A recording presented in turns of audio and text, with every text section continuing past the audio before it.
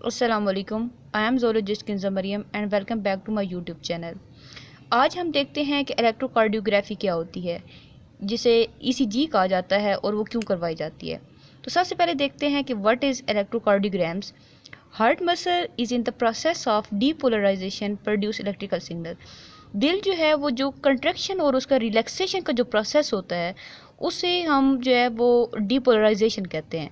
और वो जो है वो एक स्पेसिफिक इलेक्ट्रिकल सिग्नल प्रोड्यूस करता है जिसे कहा जाता है इलेक्ट्रोकार्डियोग्राम, जिसके लिए शॉर्ट टर्म यूज़ की जाती है ईसीजी। बेसिकली जो ईसीजी होती है वो जो वोल्टेज डिफरेंस आता है कंट्रैक्शन और रिलैक्सेशन के दरमियान, वोल्टेज डिफरेंस उसको वो मेजर करता है, ठीक है।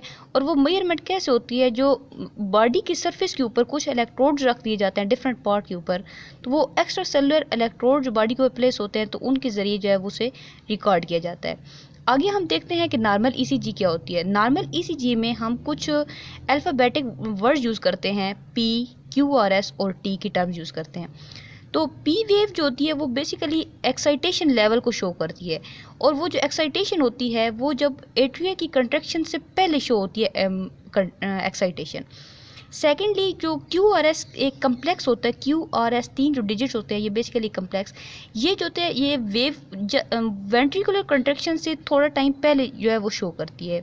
और थर्ड है टी वेव। टी वेव जो होती है ये जब वेंट्रिकल रिलैक्सेशन होती है तो वेंट्रिकल रिलैक्सेशन से पहले ये टी वेव शो होती है। तो अब हम देख लेते हैं कि ह्यूमन में जो नॉर्मल ईसीजी होती है तो उसकी वेव की एक्साइटेशन और कंट्रैक्शन किस तरह होती है। तो ये 1 MV ये पोटेंशियल डिफरेंस को शो करता है। 1 सेकंड के अंदर ये जो वेव होती है ये 2 टर्न ले लेती है, मतलब एक दिल जो है वो 2 टाइम बीट कर लेता है, कंट्रैक्शन और रिलैक्सेशन का प्रोसेस।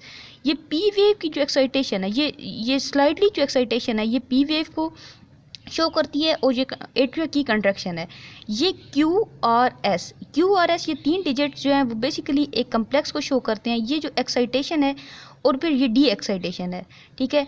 पी इस टाइम भी क्या होती है, यहाँ पे एट्रियल डीपोलराइजेशन हो रही होती है, ठीक है। क्यू आर एस कम्प्लेक्स में क्या होती है, वेंट्रिकल डीपोलराइजेशन हो रही होती है। और नेक्स्ट है टी। टी वेव जो है वो शो करती है जो वेंट्रिकुलर रीपोलराइजेशन, मतलब दोबारा वो रेडी होता है दोबारा कंट्रैक्ट होने के लिए, तो उसे टी जो है बेसिकली ये होती है रीपोलराइजेशन की टर्म होती है।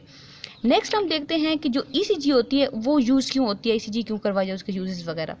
तो जब हार्ट होता है वो इरेगुलर बीट करने शुरू हो जाता है, जब हार्ट बीट अबनॉर्मल हो जाती है या वो ब्लड को कंडक्ट करने के डिफेक्ट्स उसमें आ जाएं तो उस टाइम ईसीजी करवाई जाती है।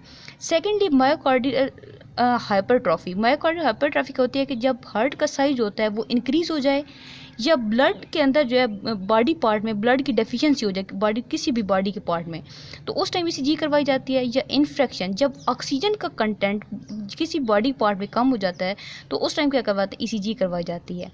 थर्ड वन है कि ये जो इलेक्ट्रोलाइट इम्बैलेंस के बारे में इंफॉर्मेशन प्रोवाइड करता है। और इसके अलावा अगर हमारे ब्लड के अंदर कोई भी जो जहरीले मटेरियल वगैरह होते हैं तो टॉक्सिसिटी होती है ड्रग्स की वजह से, तो उसकी मेजर करने के लिए उसके हार्ट के ऊपर इफ़ेक्ट देखने के लिए ईसीजी करवाई जाती है। That's all. अगर आपको वीडियो अच्छी लगे तो इसे लाइक करें, चैनल को सब्सक्राइब करें और शेयर करना मत भूलिएगा। Thank you.